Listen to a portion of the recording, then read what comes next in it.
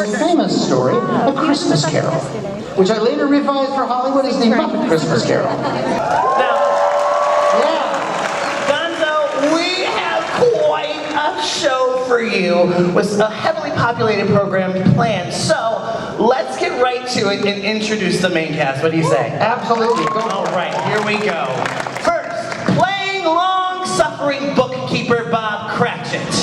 Please welcome Kermit the Frog!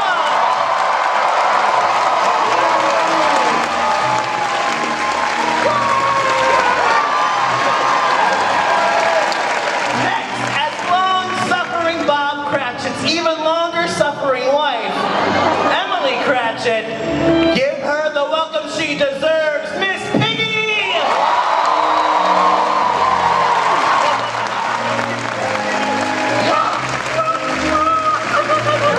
You look beautiful today, Miss Piggy. Now, as the Cratchit's short but nobly suffering son, Tiny Tim, please welcome Robin!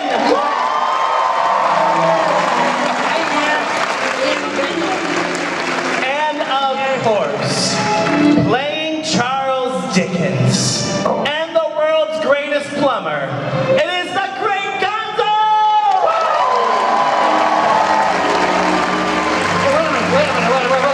Who's Gonzo? I'm Charles Dickens. Gonzo, that's just a part you played in the movie. Well, nonetheless, you may call me Charles, or if you prefer, Chucky. I'm pretty sure Dickens didn't go by Chucky. Nina, just ignore him and keep going. That's what we do. Yeah. All right, Kermit, we'll start with you. Now, this really is your very first time playing a super dramatic role. Excuse me, but why are you starting with him? Have you ever noticed they always start with a frog? I'm sorry, Miss Piggy. Well, yeah, it's okay, Nina. You can start with Miss Piggy. It's fine. Okay, let's start over, okay? Miss Piggy. You can't start with me. Why not? I'm not speaking to you. That's why. Tiny Tim in the multiverse of madness. Ooh, yeah.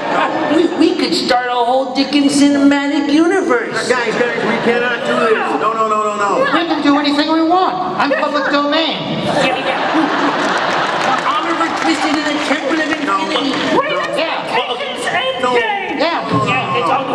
Now that we've settled that, I think we're done for now.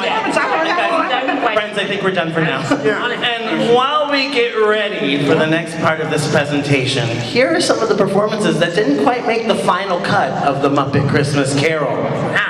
Oh my gosh, the bloopers. Roll the clip.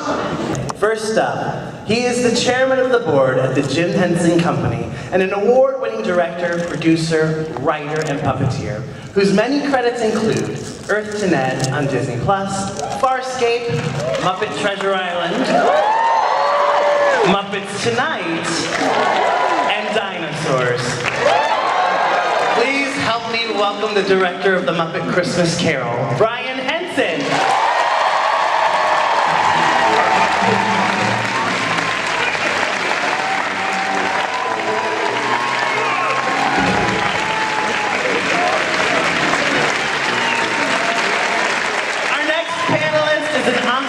Grammy-winning composer, a member of the Songwriters Hall of Fame, and the president of ASCAP. Every time you hear Rainbow Connection, think of this man.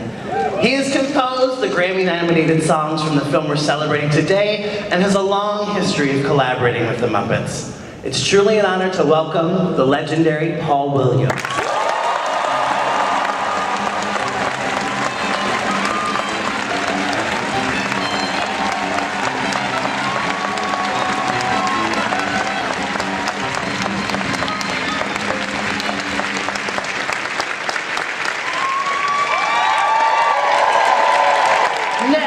Is an 8-time Emmy-winning costume designer who, in addition to working on so many Henson and Muppet productions, is in the National Inventors Hall of Fame as one of the creators of the first woman's sports bra. Yes.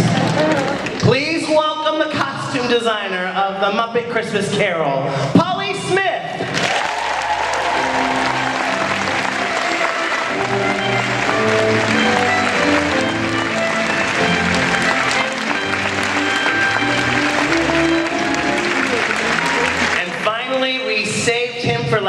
because we wanted to give him a little bit of time to catch his breath.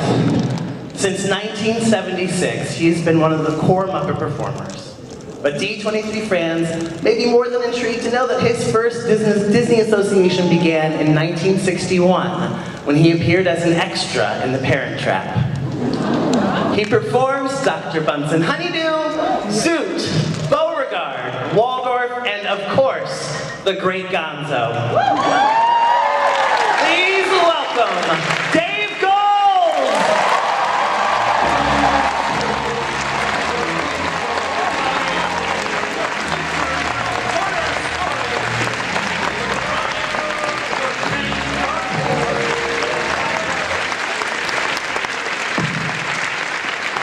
This is exciting.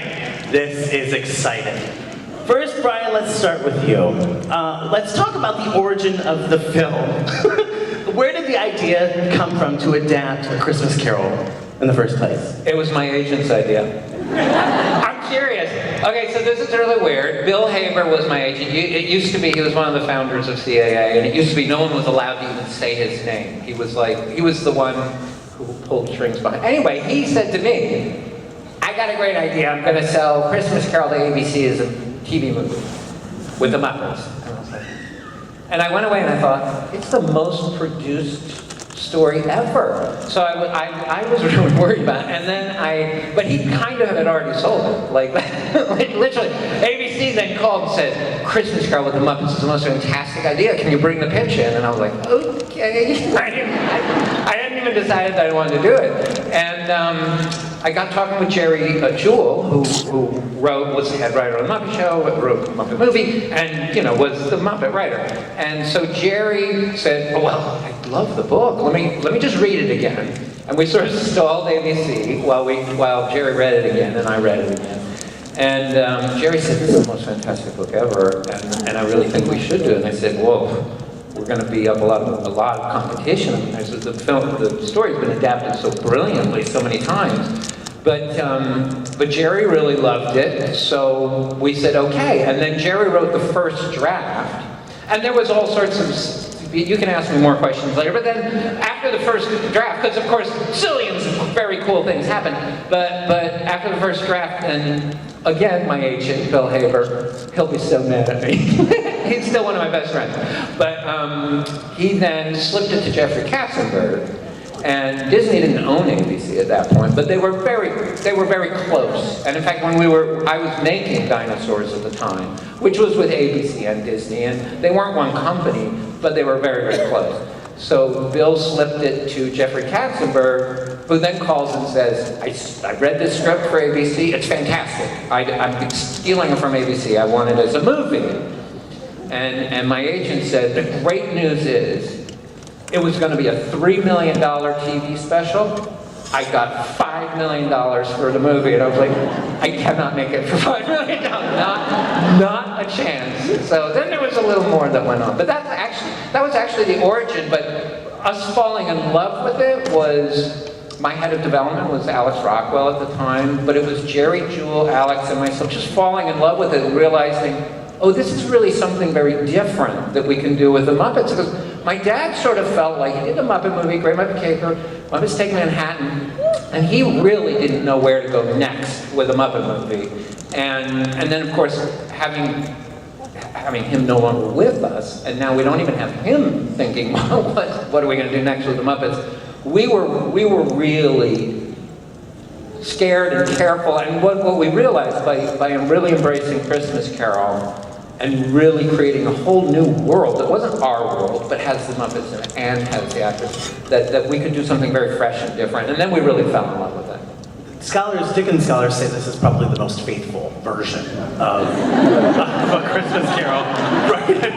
No, you're laughing, but it is absolutely true. In Britain, where the film is very, very popular, it's often voted the best Christmas Carol and the most faithful adaptation.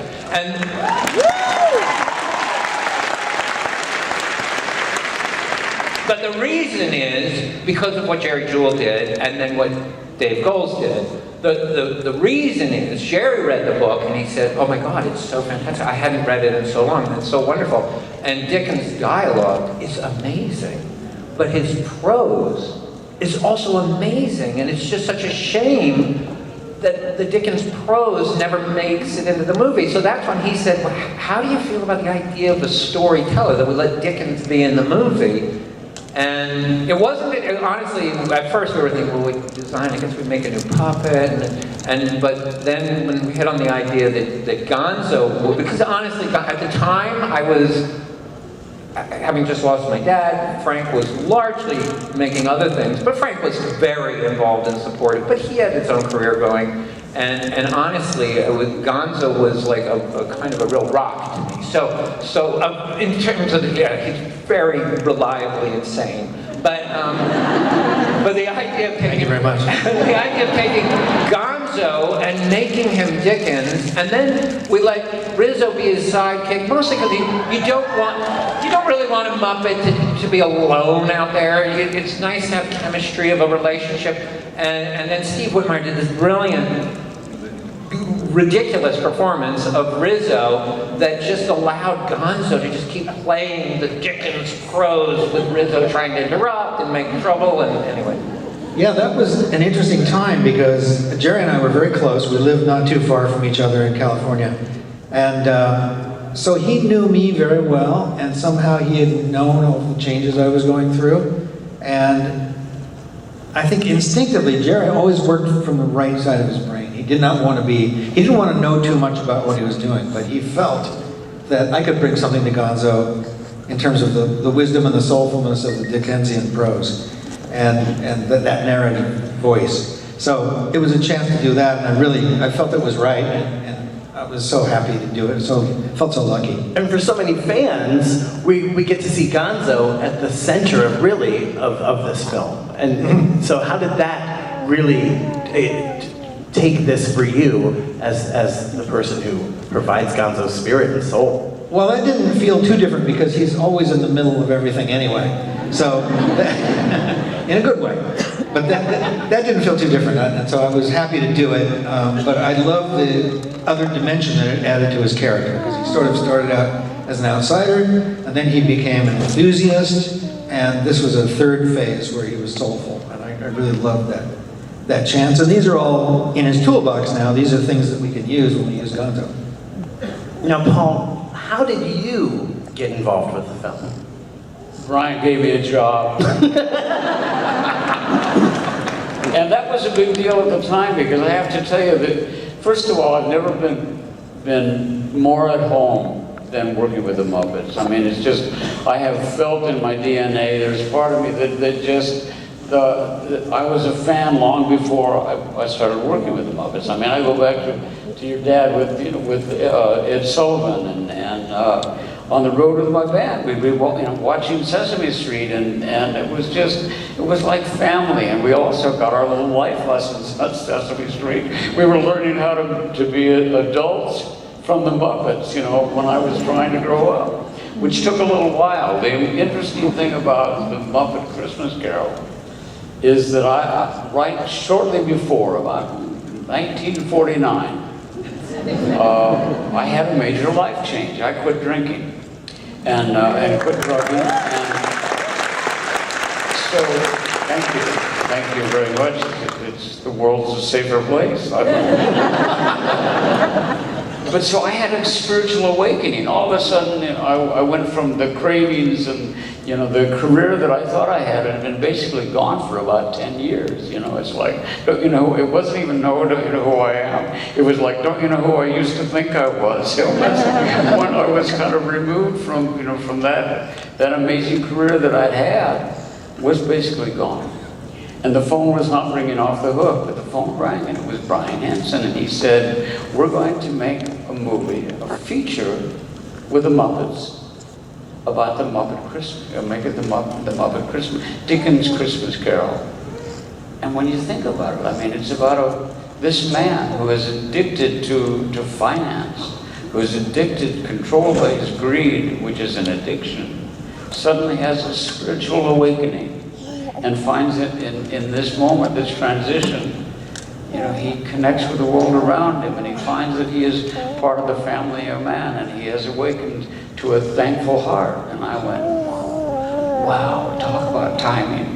This guy's gone through, in literature, 100 years ago, whatever, what I'm going through this month. So it was like a perfect match of something to write about that I felt like I had been gifted with myself. And you did the most amazing job. But I just want to add to that. So what I did with Muppets leading up to Muppet Christmas Carol was I did the bicycle scene in Great Muppet Caper on a high school summer break. I did the little bits with the Muppets, but my career, when my dad died, was I was working the UK side of the company, so the Storyteller series and Labyrinth, and I directed I was terrified of the musical aspect. And the Henson Company, we were a very closed company, so it wasn't like, there wasn't Disney studio involvement in the development of Christmas Carol. At that point, we were hunkered down, make all the... So I was very scared of trying to do songs. It was something I had never done at all. And I just felt strongly that there were two Muppet productions that had by far and beyond the best songs for the Muppets, and it was Emmett Otter's Christmas, and it was the first Muppet movie. So for me, it was like, find Paul Williams, because otherwise I think maybe I have to make this not as a musical, because I was so terrified of doing songs. And what a brilliant job. And I just want to ask, as we're sitting here talking about it, in your awakening, do you find that this movie contains your most soulful and spiritual music? Yes. Yes is the complete answer. I think that not only that, but in the process of how, there is this echo of working with the Muppets. And even when I'm watching the Muppets, I mean, when you talk about dinosaur, I hear na-na-na. It's like, you can't get that out of you. There's something that touches my soul. The most amazing experience one of the most amazing experiences ever in my life was to hear Gonzo sing, I think this looks familiar, vaguely familiar, from the Muppet movie. I'm going to go back there someday. Of course, I think it's a lot better than that. Gonzo sings a lot better than I do. I know that, of course, okay. And that's the last song Gonzo's going to get after that comment.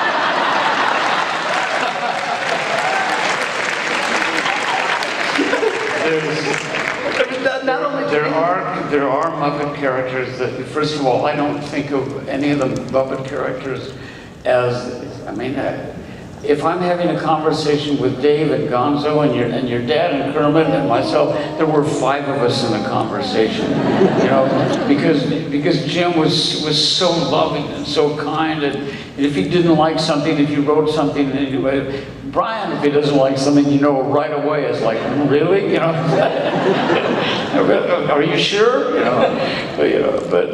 but you can stand there and Frank Oz holding Piggy. Frank Oz would never say things to me like Piggy does. Piggy talks about, who's the little guy? It looks like a Christmas gnome, And the like, but where was I in that story? But I think that the process of writing the songs, there was a whole new approach to the way that I wrote based on my own sobriety. I'm 32 years sober, and what I get up in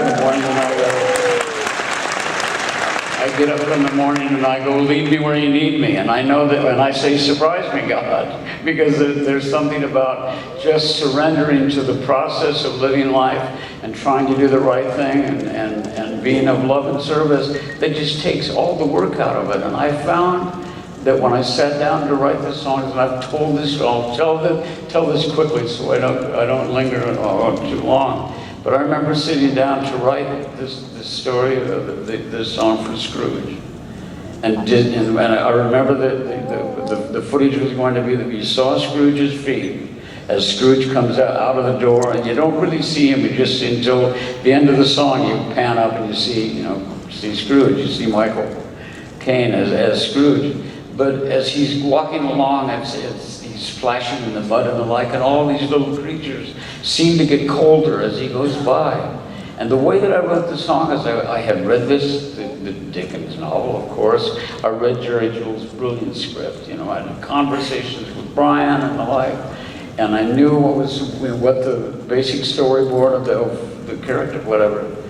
But I went out and I sat down in a park with a little tape recorder, and I basically said, Big Amigo, creative force, whoever's up there that would like to participate in this, I'm going to write this song, you know what it's about, let me know when you have an idea. And I picked up a Lawrence Block Bloody Mystery, and I started reading. And I read about 3 pages, and I put it down, and I went, okay. So Scrooge is what comes out, boom, boom, he's walking. Boom, boom, boom, boom, boom, boom, boom, boom, boom. So he's walking. When a cold wind blows, it chills you to the bone. But there's nothing in nature that freezes your heart like years of being alone. God, you guys are good. Come on, guys, keep it up. And I think that I had been thinking about it a long time, and I think the power, the creative power in all of us sitting here is in our unconscious. At its most undiluted, at its most absolute, it is ego-free, and you get out of the way and you go, well, come on and let the ideas come. And it's spectacular that it paints you with indifference like a lady punch with rouge. And the worst of the worst, and that most hated the curse, was the one that they call Scrooge. Oh, there goes Mr. Humbug, there goes Mr. Grimm. If they gave a prize for being mean, the winner would be him. What the hell, where did that come from? It's just, you know, but I put my name on it, words and music by Paul Williams, you know. And you know, as with the Muppets always, it takes a lot to tell these rich stories. From songs to incredible scripts to amazing costumes. Incredible costumes. So, Polly, speaking as someone who loves to look at costumes and wear them, I absolutely love your work in this film. Can you talk about the amount of detail and the amount of time you had to actually pull off this Herculean effort? I certainly can. I mean, there is a story behind it, because I had been working on dinosaurs. Shooting up till Friday night, I packed up, flew home, went into the Henson workshop in New York. Monday morning, we have 2 months before we ship to London. And I had no sketches, I had nothing. I'd been working round the clock on dinosaurs. I'd made a costume for, I think it was Gonzo and Rizzo for the pitch. Right. So we had talked about the period, so I sort of knew the period. So I walk into the workshop, and God bless the head of the workshop had hired a whole staff for me, and they're all sitting there. It's like little baby birds in a nest. What do you do? So I thought, okay, I know the period. All the male puppets are going to need a shirt. So I photocopied for my costume research thing a shirt pattern, and I said, okay, everybody start making shirts, pulling fabrics out of the drawers. That bought me maybe a day or 2, you know. So then I started photocopying actual costumes from, you know, the clothing and assigning them to characters. So then they would at least have patterns to work on. So that's why the detail is so pure, because they were actually working from the real thing. And like the shirt pattern, I had coat patterns and pants patterns and everything. So they weren't having to interpret my sketches. They were like, you're making this. And while they were doing that, I ran around New York, because I didn't have time to send out a shopper to swatch fabrics so I could look at little swatches. I just went out and bought 2 yards of everything. Because out of that, you'll have enough to make any puppet costumes. And then I started swatching the research. And so then they would know what they had to make. And then finally, when everybody was busy, then I could concentrate on the few things that did need a sketch. That, like Statler and Waldorf and their sort of ghosty things, and the other ghost, the Christmas Past, and in Michael Caine's costumes. So I did eventually get to do some sketches, but I was flying by the seat of my pants that whole time. I would take I always had something in my hands. If I was talking to anybody, I was also roll hemming the edge of a cravat. Or I actually took handfuls of coats home at night because I had a really good buttonhole around my machine at home. Because I just couldn't relax. There just wasn't time to relax. And then I went to London, and we were still making things. Puppet costumes were still coming in, but then I had to concentrate on the people. Although I really made it hard on you, because I'm pretty sure the very first day of shooting was a crowded town square with Scrooge in it too. And all these extras. Yeah, I had basically the biggest scene. everybody. So I was a nervous wreck. And it was my first movie for myself. I'd worked on all the other Muppet movies, but not as the designer. So I really wanted to do a good job. And what a fabulous job! I think we absolutely nailed it. It was coming off of Christmas Carol that everybody sort of said, I never appreciated the potential for Muppets in costumes. Yeah. I mean, we hadn't really explored that much, so Polly worked with, the production designer was Val Strazovic, amazing production designer who had done a TV movie with my dad called Dog City, and he loved using forced perspective and all things, and he was just an amazing old-fashioned production designer, but I think he was the first one to articulate it, even though I kind of knew what we were doing. I think he really distilled it by saying, Brian, I think every single image in this movie, you need to see the conflict of Dickens and Henson. You need to contrast Dickens and Henson in every frame of the movie. And I think that, and then we realized, we need to do it in everything. We need to do it in the dialogue. We need to do it in the tone. We need to do it in the music. And so that the contrast of Henson and Disney is always front and center, which makes them actually comfortable together rather than uncomfortable together. Because it's like you're watching a relationship. And I think Polly's work and Val's work does that so brilliantly, where you just see it in every frame, and it really brought the Muppets to a whole new place for that movie, which was terrific. I would add to that the costumes that the Muppets have worn have meant that they are better dressed than we are. Always have been. The Muppets have real pockets in their costumes. They have real lining in their jackets. And there's so much fidelity, and it really hit me the first time I saw the Muppets in a museum exhibition. It was in Los Angeles, and they were in glass cases, and these things that we use that we think of as tools, like a carpenter might think of his hammer, are really fine art. And they're so beautiful and beautifully dressed, and of course beautifully made. We have the very best people in the world making the Muppets. They are utterly dedicated people. Yes, they know so much about it. The Muppet Workshop is the best. Now, I'm going to dive into a topic that might be a little controversial, and it's entitled When Love Is Gone. Yeah! Now, this has followed the film since it came to theaters. What can we talk? How? Where? Why was it cut? Yeah! Originally.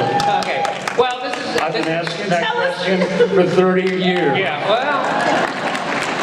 Oh my God, we couldn't even talk. I couldn't even talk to you about it, I don't think. I had to tell Meredith first, Meredith Braun, who performed the scene.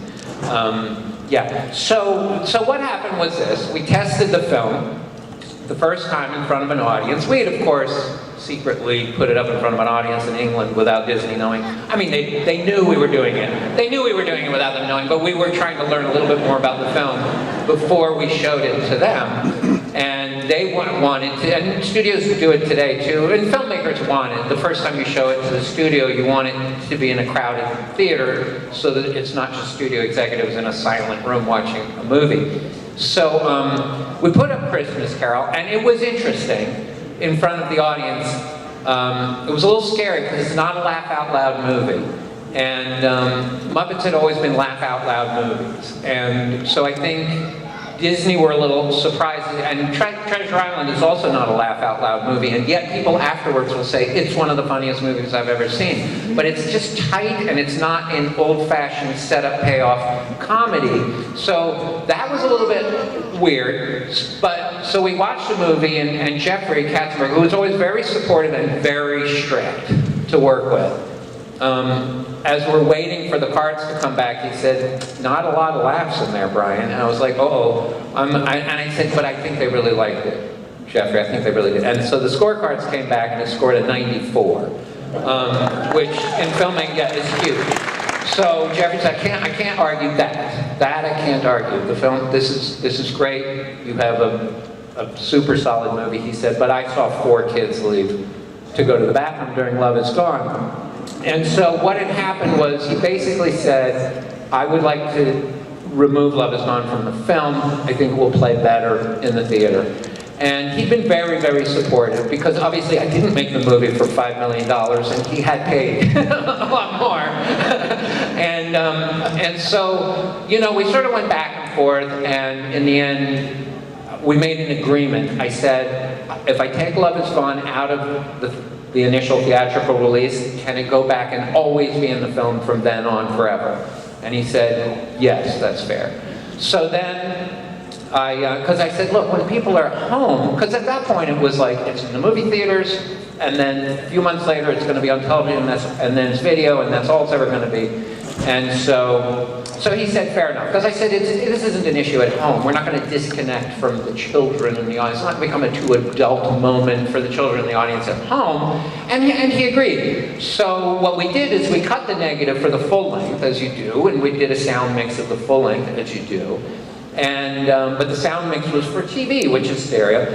It doesn't matter. So we did the full length, and then we made the digital transfer of that, which at the time was American TV, 525 lines. No, we did it 625 lines of resolution because was at the time the highest resolution, which is what Britain watches on television.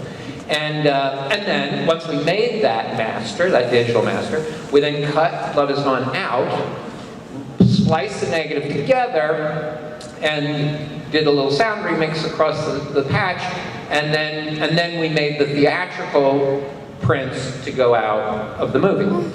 And then when high definition video came along, 1080i, of course now we went 1080i, then we went 1080p, then we went 2K, now we're 4K, we're probably going to go beyond that soon.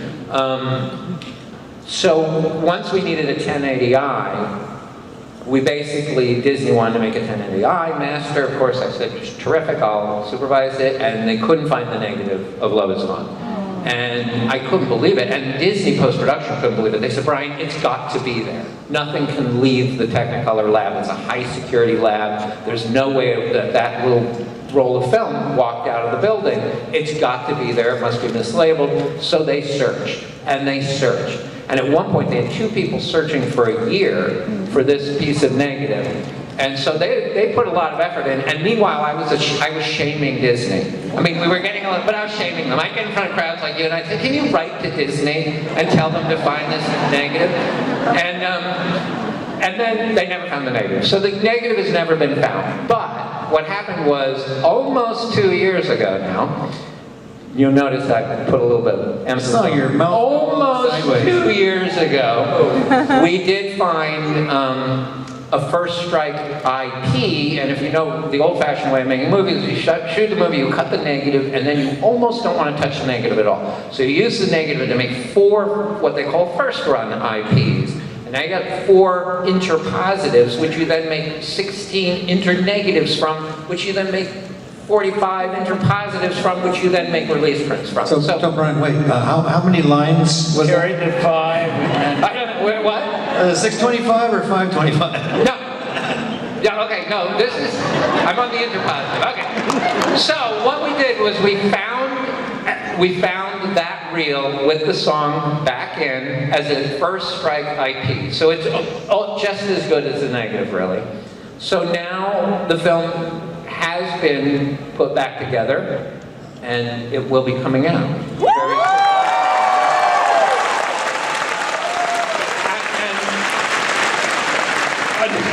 It will be added. I'm pretty sure I have this right. The Disney Plus, I believe under added extras, will have what it will be called the full-length version as of December 11th.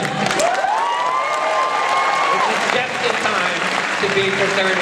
It's about the 30th anniversary of the theatrical release. It might actually be did we have a December 11th release? It was something close to that actually, originally. So it's coming back. Love Is Gone is coming back. But that was this long story.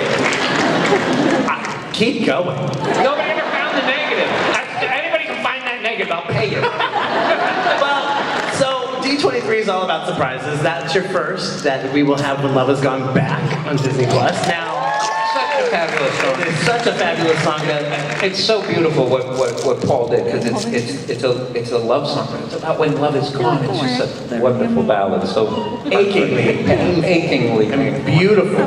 well, I think we should hear it now, don't you? So many fans love When Love Is Gone, and we wanted to do something special to celebrate it. And we have a very special guest here to perform it for you today. Please welcome Disney legend herself, the voice of Ariel, the amazing Joey Benson.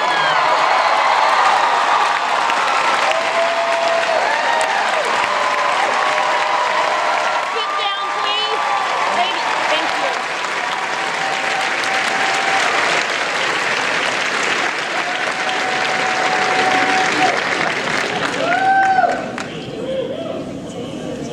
Hello, friends. Okay. Surprise! Can I just say that I feel your pain about having a song cut from a film? Because, can I just say that Jeffrey Katzenberg almost cut part of your world for me? So, because a child dropped their popcorn bucket. So, for you guys, it was kids had to go potty, and for me, it was a popcorn bucket with a very fastidious little 4-year-old picking up every kernel. So, anyways, thank you, Jeffrey Katzenberg, for not letting me lose my job for the last 36 years. I feel your pain. Anyway, I'm sorry, I did not know the story about this song, but I'm so honored to be here and to get to share a lost, beautiful song, but it's not lost, it's been found. So I'm so excited. Thank you for inviting me to this anniversary celebration. And I love you, Nina.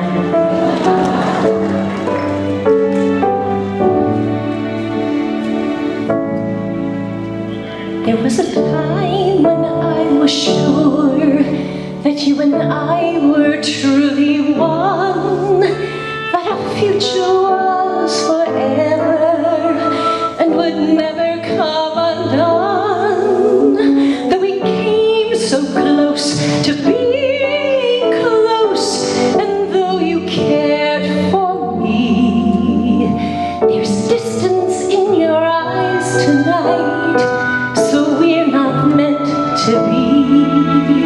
The love is gone, the love is gone, the sweetest dream that you have ever known.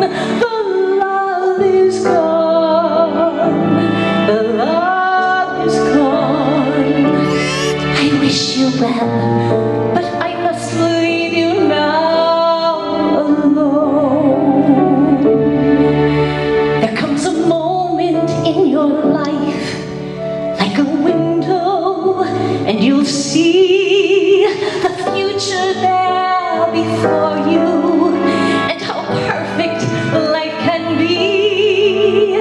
But adventure calls with unknown voices, pulling you away.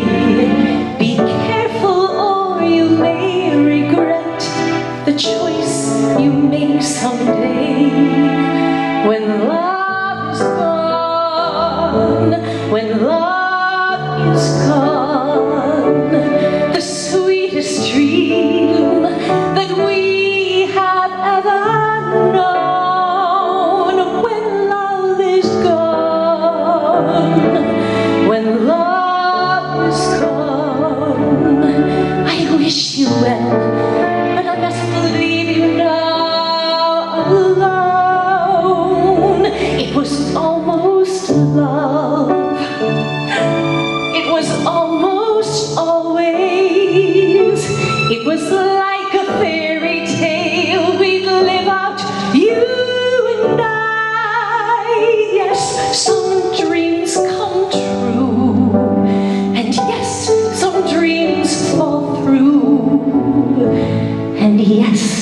time has come for us to say goodbye.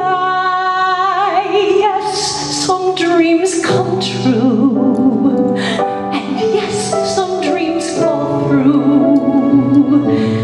And yes, the time has come for us to say goodbye.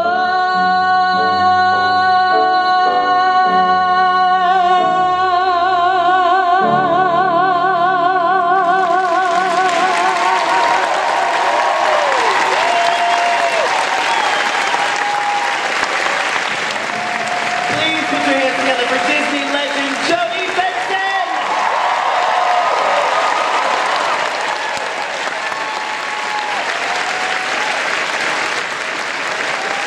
Thank you guys, I love you all. I love you all. I love you, D23. This is what makes D23 so special and so magical, are these surprises that we have to celebrate such wonderful creations like the Muppet Christmas Carol. Brian, this was... Wait, we already asked that question, didn't we? But when you talk about the soul of this film, and you talk about your story with your direction and the costuming, and with the amazing art and performance of the Muppets, how do you see this? As many people, this is their tradition, and this is their way that they celebrate the holiday season. And that's how we all mark and gather as families, whether chosen or blood. And what, for you, Dave, being Gonzo and so many other cherished characters that we love, especially in this film, what has that meant to you in the time that you've been a part of this? Well, the film is just a classic story of redemption. And in my own way, I was going through a bit of redemption at the same time as well. And so it means a huge amount to me to be a part of it. And to be also associated with that kind of literature was just an honor. I watch it today and I'm so satisfied and so proud. You know?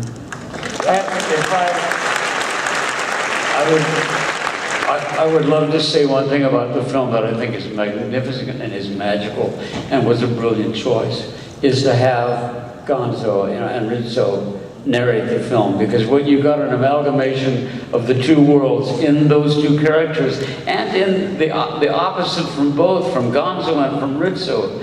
You got something, you know what the audience is expected to do, which is to jump in to accept, the Muppet characters as actors playing these characters. You get to experience illustrated before you on the screen by Rizzo and by Gonzo. You see the two of them, and Gonzo becomes, he's the Jimmy Stewart of the movie in a way. He's sort of, he carries us through it, and it was a brilliant device. And I don't know if it was your idea or Jerry's, but I have to tell you, it's magnificent. And to make up for what I said, anytime I will fly on my own dime around the world to have Gonzo sing one of my songs. Well, to sort of follow on what you said, the whole dance between fantasy and truth and reality and humor and pathos is so delicate. And one of the things that Brian said to me during the shooting, or actually prior to the shooting, was that the use of humor in this piece could catch people off guard. And that if you were feeling a lot of emotion and holding it in, and then something funny happened, you would release a laugh and then you start crying. And I've found that that's happened to me every single time I've watched the film. And every single time I've heard that song that's going back in, which I think is just the greatest Love Lost song I've ever heard. Thank you. It's just unbelievable. This whole film was made on a soundstage. How difficult was that in building these worlds and to make it believable for all of us? It's the only thing I ever knew. I mean, honestly, my dad had made movies out on location. Like the Muppet movie has a lot of location work, but still a lot of studio work. But I had come out of, again, I was working dinosaurs at the time, and before that, Labyrinth and Dark Crystal, and those sort of things. And I had never actually shot a real exterior. as a director. Oh no, Ninja Turtles. Okay, Ninja Turtles. I did a little bit of work. Did a little bit of stuff outward, but even that was almost entirely on the stage. And so it was the only thing I knew, frankly. And then when I was meeting with Val Strazovic about doing the production design, he said, Brian, if we take this approach where we're using forced perspective and all, we have to do that. And forced perspective means literally, if you were in the center square on the main set of Christmas Carol, if you walked down the street, by the time you got to the end of the street, you'd only walked about 50 feet and the building was this tall. So it's proper forced perspective. It's like none of those streets are really that long, but Val said if we do this, we have to do it all the way through the movie. We can never use a real exterior because if you mix real physics with our forced perspective, you mix real perspective with forced perspective, it's not going to work. And that was just music to my ears, because I was not comfortable shooting outside. It's all outside.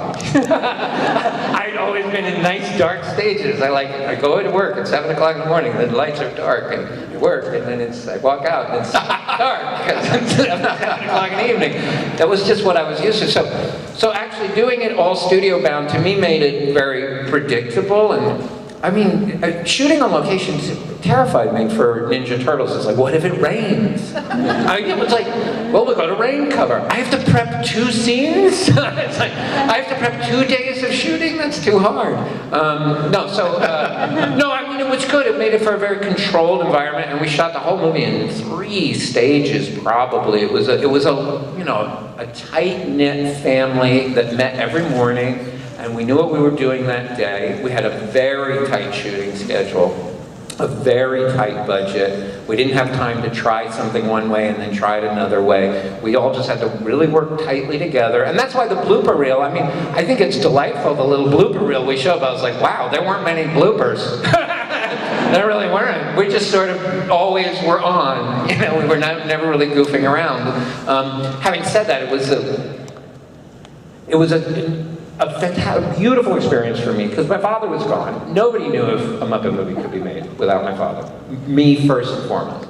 None of us knew if it could be done. Oh, that's so sweet. but thank you. But so I would go to work, and we were all just a family. And I'd say, I don't know if we can make this work. I'm hoping we can do this, but I don't know if it's going to work. Does anybody have any ideas? Does anybody want to tell me, help me, please help me? And that's what everybody did every day. There was no politics on our set. There was nobody touchy. Michael Caine was not demanding. Everybody was patient. Everybody was tolerant. Everybody worked together. It was wonderful. Let's talk. I would say too, just one little insert, that the production design was like a character in a film. It created this world that the whole thing lived in, and we couldn't have gone outside. There would have been nothing that would possibly have worked. It was just absolutely perfect. The wonderful Val Strazovic, who passed died, 3 years ago? 2 years ago? Val, when did he pass? I don't know exactly, but Val has gone. He was quite old when we made the movie. What an amazing production designer. Yeah. Let's talk about, and you mentioned, but let's really talk about Michael Caine and the brilliance of Michael Caine in this film. From song to costume, Michael Caine acting opposite some of the greatest actors of all time, Kermit. Well, somebody once said that acting is at its best is listening. And if you're watching the scene with Ian, when Bill is singing When Love Is Gone, and you watch his performance, being forced to come face to face with all of this loss in his life and how it's changed his life, it's one of the most brilliant performances I've ever seen in my life. I mean, it's just absolutely heartbreaking, there was one, I will share one quick embarrassing moment with you of walking into the recording studio the first day when Michael was there, and I said, Michael, it's great to meet you, Paul Williams. And he said, are you out of your mind? We spent an entire weekend together at the White Elephant in London.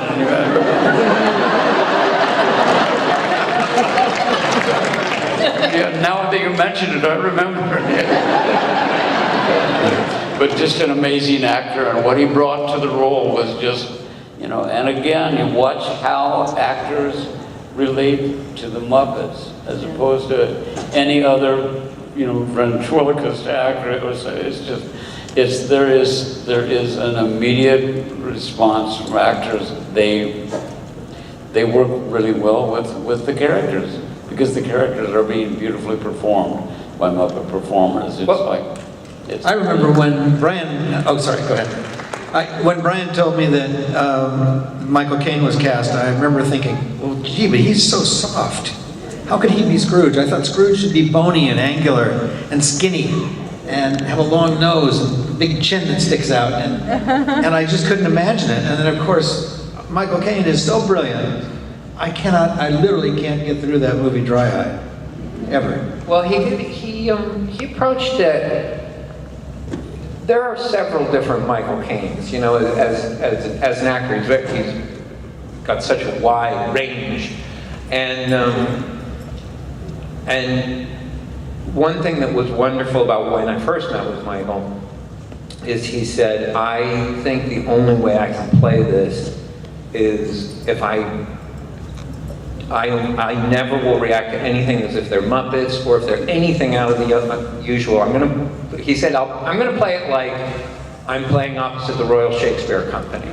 He said, I'm gonna play it completely straight and completely committed, and that I think will make the right Scrooge. And as I was listening, it was like music to my ears because there's also the Michael Caine that would love to look down the camera and give it a little wink, just like the Muppets do, you know. And you could maybe get away with a tiny bit, it would have really undermined the power of the story. And the fact that Michael was so committed was wonderful. I do remember there was like in his last song when he's doing. What's the name of his last? Not that. I'm sorry. Thankful Heart. What? Thankful Heart. Thankful Heart. Sorry. Thank you. I don't remember the. Anyway, in that he just said. I remember he came up and he said, "I know." I said, "I'm going to always play it serious, but I think Scrooge is so happy that I'm just going to, as I'm walking down the street, I'm just going to do this." Is that okay? And he was like really nervous. He was like, "You think I can do that?" And I said, I think you should do that. So that's why it's a little jig in there. It comes from Michael. Now we also get to meet a couple new characters in the film. The workshop itself made some special characters for the Muppet Christmas Carol. The ghost. The ghost, yeah. Well, when I remember the ghost, I mean, the one that was floating in a tank, which one is that? That was Ghost of Christmas Past. That was so scary, you know, because you make a costume and then you don't know what's going to happen to it in this tank. So that was a little strange for me. But the others, the tall one. Ghost of Christmas Present. Or the Ghost of Christmas Yet to Come. You mean the really tall one? Yeah, with the crinkled, Yes, Yet to Come. Yeah. Same performer inside as Christmas Present, which I always think is hilarious. Really? Yeah, Don Austin. Big guy. He was inside Christmas Present, and then he got in and he was Christmas Past, doing almost nothing. And there's another person you don't know about who made such a difference. Don Austin performing Christmas Present was so gracious, so enveloping and welcoming. It was just beautiful, beautiful what he did. Yeah, no, it's a fantastic performance. And Michael Frith the third designer on the movie is Michael Frith, who did character designs for new characters that were coming in, and there was a lot of Dickensian Muppets new creations as well that were in there. But just a quick little story about the Ghost of Christmas Past. So that was, because I get caught up in the science of things, as you noticed from the answer of my last question about the song. 625 lines. So I got so excited about the idea that I could optically do a rod puppet where it would be physically impossible to see the rods. So I found that there was a plexiglass, a clear plexiglass, that had exactly a certain density to it. And then I found that there was an oil, it was basically baby oil, or an element of baby oil, that had exactly the same density. So when you had a bucket of this oil, which was perfectly transparent, when you put this plexiglass rod in, it vanished, and it was impossible to see the rod. So I was so excited about doing this. I was like a magician, I was just so excited. And then, of course, Martin Baker, who's my producing partner on it, he said, you know how much 100 gallons of oil costs? Or no, it was probably 1,000 gallons. And he said, okay, well, we bought it, and we've got enough to replace it once. So we set up the oil tank. We did the very first test, and it was absolutely amazing. And then the special effects guys filtered the oil with a filter that had been attached to a pool, and it pushed water into the oil, and our 10,000 pounds, money-wise pounds, of oil turned to milk, and it never went clear again. So we had to shoot the movie with water, so it means that the rods aren't perfectly gone, but they're very nearly gone. We only did one screen test with the actual oil before we went into the oil. And then we had to do it with water from then on. Now, before we go, I want to take an opportunity to give you each a chance to talk about maybe a final thought or something you can leave with all these fans who love this film so much, just an idea of the Muppet Christmas Carol. Go ahead. Well, no, I just wanted to jump in on the Michael Caine. I mean, he was so delightful to work for. I mean, every actor that ever comes to work for the Muppets comes to have a good time, and I've never had any trouble with any of it. But he was so funny. He just put the costume on, and off he went, you know. I didn't have to do anything or worry about him at all. I mean, you know, once again, being my first movie, I wasn't prepared for any drama, and I certainly didn't have it with him. Yeah. Well, when I was in my 20s, within a couple of years of starting to work for Jim, I started imagining this was my life's work. And when we were in our 80s, we would all be spunky old skinny guys, jumping around energetically. And it didn't, well, first of all, we weren't all the same age, so it would have been impossible for us to be in our 80s together. But I just thought we would just go on forever. And then the great Don Saleen, who was one of the wonderful, wonderful Muppet makers, passed away. And then Jim, and then Richard Hunt. And then we made this movie. And it was surreal to be there without them. And to try to carry the work forward. As Brian said, none of us knew if we could do this without Jim. But luckily, most of the team was there. Jerry and Jewel had a huge part in this. And we were able to carry on and do a wonderful, wonderful heartfelt story that really celebrated the spirit of giving that it was characteristic of Jim. We all knew him as an incredibly generous person, kind, high-spirited, just the way we want the world to be. And so, in a way, for me, anyway, this was making a movie about the way we want the world to be.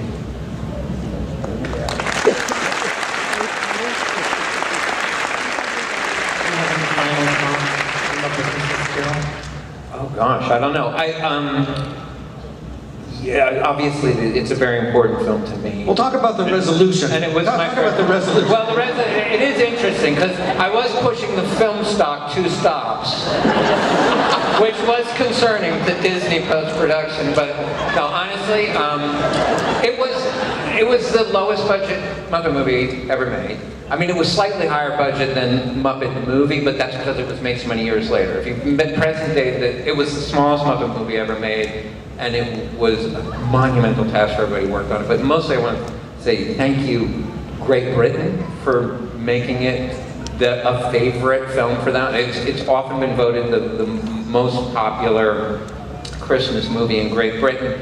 And thank you, all you fans in America who kept it alive. I mean, 30-year-old movies usually don't get watched. And you guys keep watching it, and thank you so much for making it, keeping it so successful and alive, and thank you. Thank you.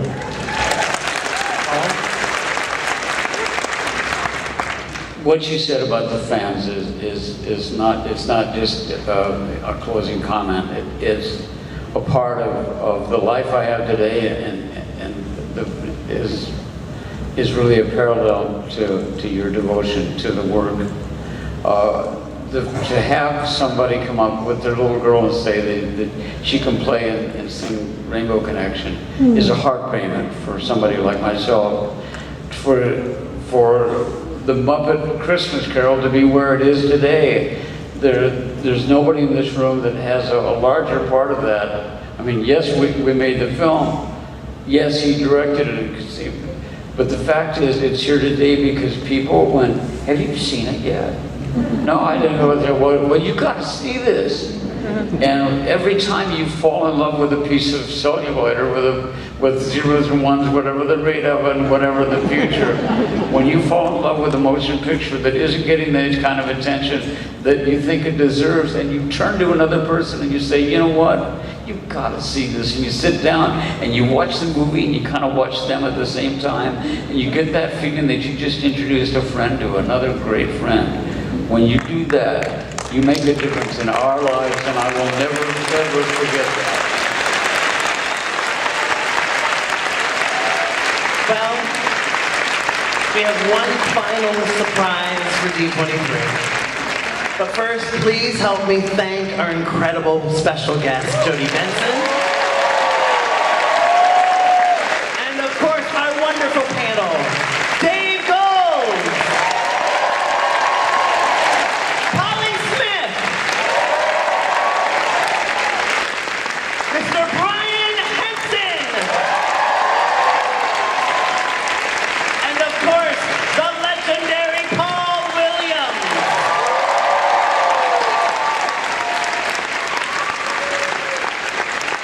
So we're going to conclude this presentation with a little tribute to the Paul Williams musical, Magic, that we all love so much about A Muppet Christmas Carol.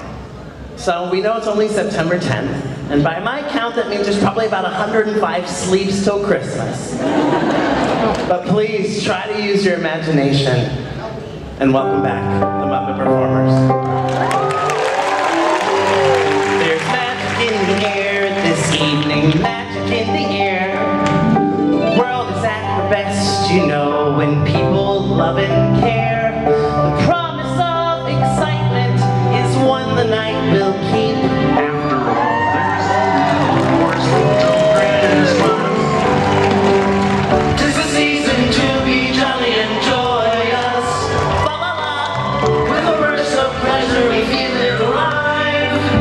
La la la, it's the season when the saints can employ us to spread the news about peace and to keep love alive.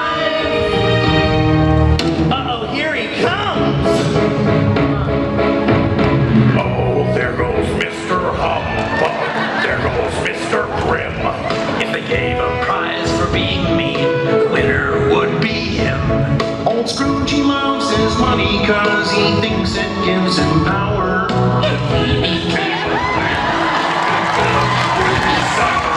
Even the vegetables don't like him!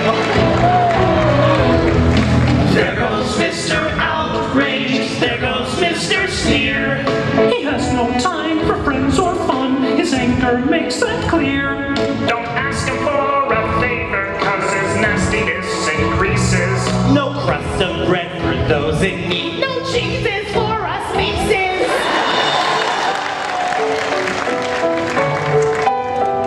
Bless us all who gather here. The loving family I hold dear. No place on earth compares with home, and every path will bring me back from where I roam. Bless us all, that as we live, we always comfort and forgive. We reach for you, and we stand tall, and in our prayers and dreams we ask you bless us all. Friends, are you ready? With a thankful heart, with endless joy, with a glowing family, with every girl and boy will be nephew and niece to me. Bring love, hope, and peace to me. Yes, and every night will end, and every day will start with a grateful prayer and a thankful heart. With an open smile and with open doors, I will bid you welcome. What is mine is yours, with glass raised to toast your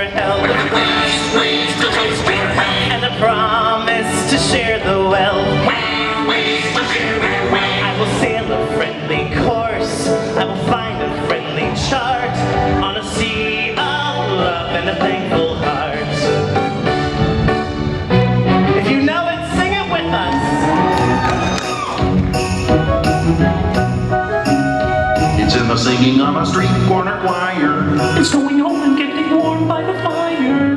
It's true wherever you find love, it feels like Christmas. A cup of kindness that we share with another. A sweet reunion with a friend or a brother. In all the places you find love, it feels like Christmas. It is the season of the heart, a special time of caring, the ways of love made clear. It is the season of the spirit, the message if we hear it, please make it last all year. It's in the singing of a street corner choir. Hear it!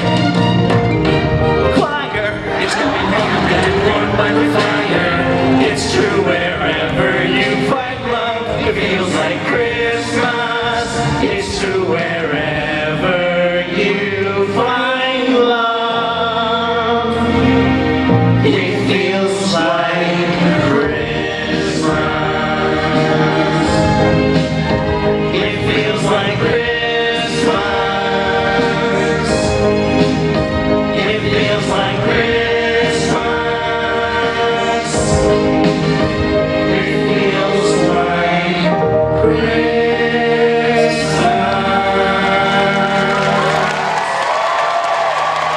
Thank you all for being with us today, and please let's hear it for the Muppets!